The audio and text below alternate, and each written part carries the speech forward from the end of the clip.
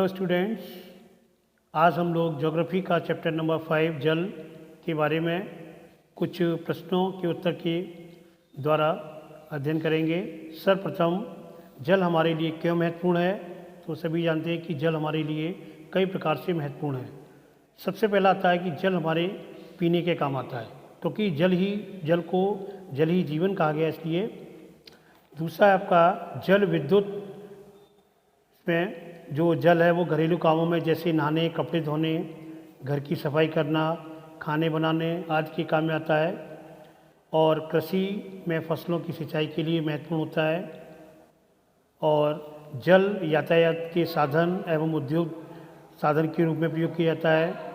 जल विद्युत तैयार करने में उपयोगी है।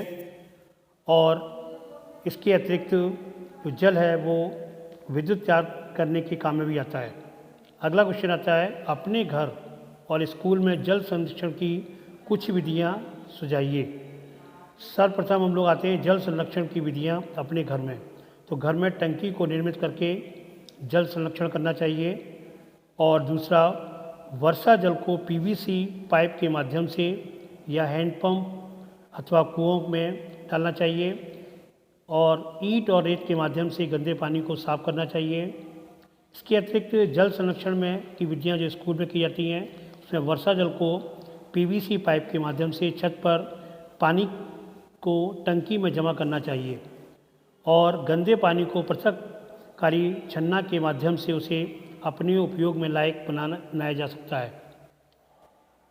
स्कूल में स्थित जल को किसी न किसी रूप में ढककर रखा जाना चाहिए। इस प्रकार से यहाँ पर स्कूल और घर में जो विधियाँ, उन विधियों का हमें संरक्षण जल का करने के लिए पालन करना चाहिए। अगला क्वेश्चन आता है कि आपका जो वर्षण क्या है। तो वर्षण जो है जलवाष्प संघनित होकर बादलों का रूप ले लेता है और यहाँ से यह वर्षा हिम, ओस अथवा सहीम वृष्टि के रूप में धरती या समुद्र पर नीचे गिरता है, उसे वर्षण कहलाता है। दूसरा क्वेश्चन है, जल चक्र क्या है। जिस प्रक्रम में जल लगातार अपने स्वरूप को बदलता रहता है और महासागरों, वायुमंडल एवं धरती के बीच चक्कर लगाता रहता है, उसे हम जल चक्र कहते हैं। क्योंकि हमने बताया था कि जल चक्र का माध्यम जो होता है वो वाष्पीकरण होने के बाद संघनन होकर के बादल बन जाते हैं और होता है। अगला क्वेश्चन आता है, जो लहरों की ऊंचाई को प्रभावित करने वाले कारक हैं, उसमें सर्वप्रथम जल की मात्रा, वायु की गति और उसके साथ साथ सूर्य एवं चंद्रमा की जो आकर्षण शक्ति है, गुरुत्वाकर्षण शक्ति होती है वो। अगला क्वेश्चन है, महासागरीय जल की गति को प्रभावित करने वाले कारक कौन से हैं। तो महासागरीय जल की गति को प्रभावित करने वाले कारक निम्न हैं। नंबर 1, सूर्य चंद्रमा की आकर्षण शक्ति, महासागरीय जल में लवणता की मात्रा, वायु की गति, तापीय अंतर और पृथ्वी की घूर्ण गति।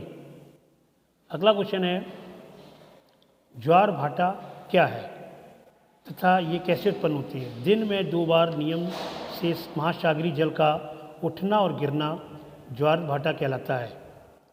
जब सर्वाधिक ऊंचाई तक उठकर जल तट के बड़े हिस्से को डुबो देता है तब उसे ज्वार कहते हैं। और जब जल अपने निम्नतम स्तर तक आ जाता है एवं तट से पीछे चला जाता है, उसे भाटा कहते हैं।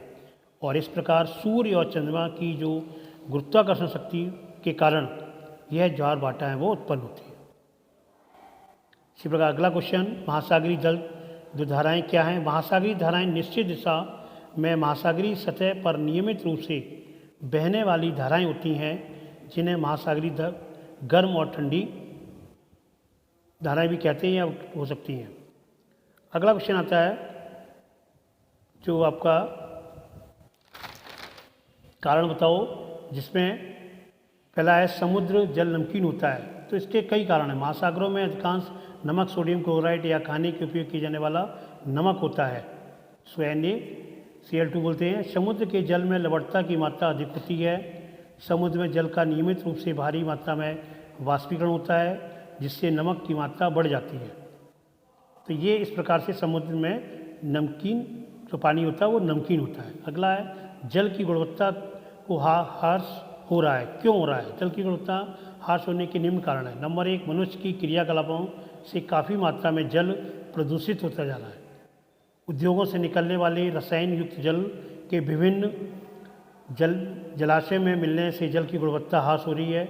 घरों से निकलने वाले प्रदूषित जल विभिन्न जलाशयों में मिलने से भारी जल की गुणवत्ता का भी ह्रास हो रहा है। तो इस प्रकार से जल को ह्रास होता है। उसके बाद आपका कुछ बहुविकल्पी प्रश्न है। इसमें पहला है, वह प्रश्न जिसे जल लगातार अपने स्वरूप को बदलता रहता है और महासागर, वायुमंडल और स्थल के बीच चक्कर लगाता रहता है, इसे क्या कहते हैं? जल चक्र। अगला क्वेश्चन आता है, सामान्यतः गर्म महासागरीय धाराएं उत्पन्न होती हैं, कहाँ पे होती हैं? भूमध्य रेखा के निकट इक्वेटर होता है। दिन में 2 बार ये महासागरीय जल उठना गिरना क्या कहलाता है? ज्वार भाटा। इसको क्या कहते हैं? ज्वार भाटा। इस प्रकार से अगला है, सही जोड़े बनाइए। इसमें कैस्पियन सागर, ये कैस्पियन सागर है वो क्या है? एक विशालतम झील है। यहाँ पर जो जोड़े वो बिल्कुल स्पष्ट लिखे हुए हैं, सही लिखे हुए हैं। ज्वार भाटा है, ये क्या है? जल में सर्वाधिक चढ़ाव व उतार को हम ज्वार भाटा कहते हैं। सुनामी क्या है? तीव्र भूकंपी तरंगें। और महासागरीय धाराएं निश्चित मार्ग में प्रवाहित होने वाली जल धाराएं हैं। आज ये टॉपिक आपका यहीं समाप्त होता है। Thanks, have a good day.